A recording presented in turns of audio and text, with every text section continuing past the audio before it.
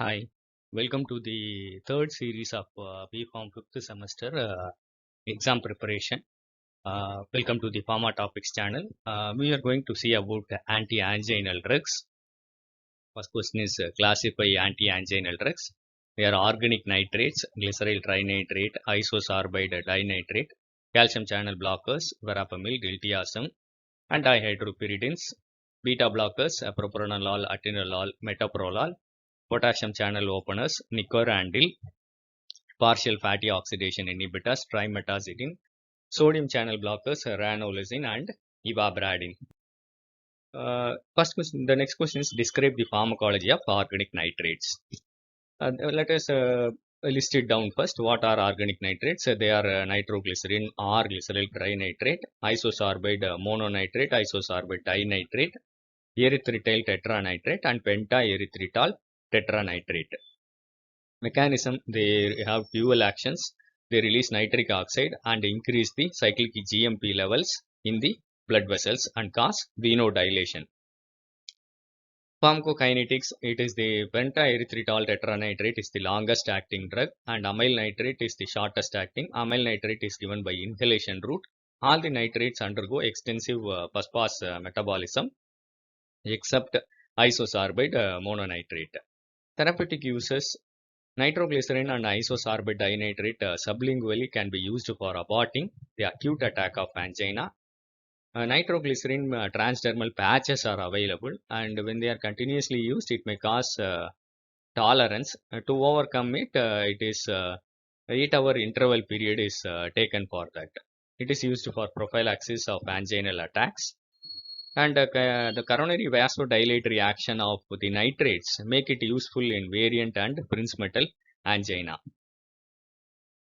Nitroglycerin can also be used to treat acute left ventricular failure by slow intravenous infusion. These drugs relax the smooth muscles, so useful in esophageal colic as well as biliary colic. Amyl nitrate and sodium nitrate can be used in treatment of cyanide toxicity. Adverse effects, tachycardia, flushing, headache are the major adverse effects of nitrates. Another problem is, I already told you, transdermal patches, they may cause tachyphylaxis, that is tolerance. So they give a 8-hour gap interval. Sublingual use does not have this adverse effect. Drug interactions, it should not be combined with sildenafil. It may cause extreme hypotension, which may be fatal. Calcium channel blockers. The list is it is of three types. One is phenylalkylamines, verapamil, benzothiazepines, diltiazem, and dihydropyridines, amlodipine, nifedipine, licarnidipine, nitrandipine, nimodipine. Mechanism, they block the L-type calcium channels in the heart and the blood vessels. Therapeutic uses, the calcium channel blockers have multiple uses. They are used in treatment of classical as well as variant angina. Nimodipine, it can reduce the subarachnoid hemorrhage, so useful in prophylaxis of stroke. Diltiazem and verapamil are also useful as antiarrhythmic agents, and calcium channel blockers are also used in treatment of Raynaud's syndrome. Adverse effects, nifedipine can cause hyperglycemia and voiding difficulty in elderly, causing relaxation of the urinary bladder is the voiding difficulty reason. Calcium channel blockers, particularly verapamil, can also cause constipation and ankle edema. Contraindications, these drugs should be avoided in sick sinus syndrome, that is reduced heart rate.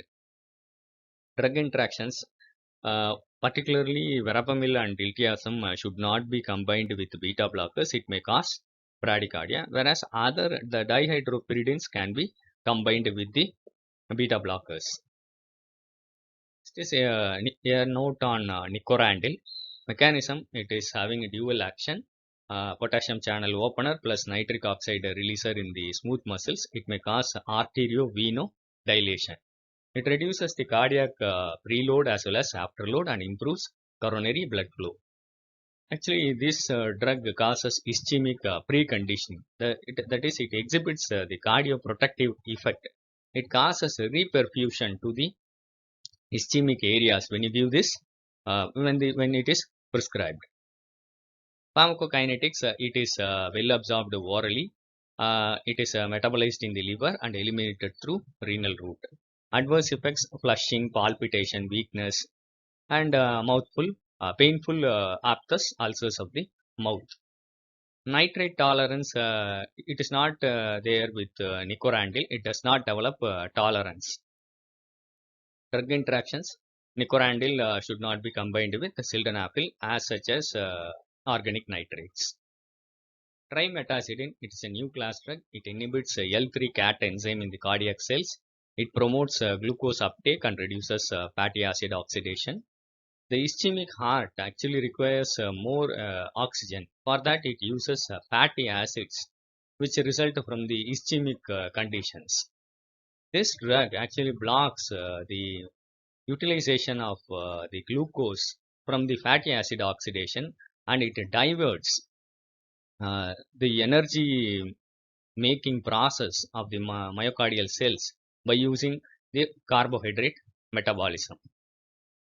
It is absorbed orally, metabolized, and excreted unchanged in urine.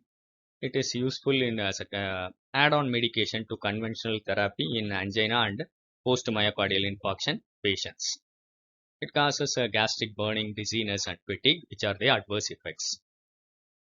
Next drug is ranolazine. It blocks the sodium L current, INAL current in the myocardial cells.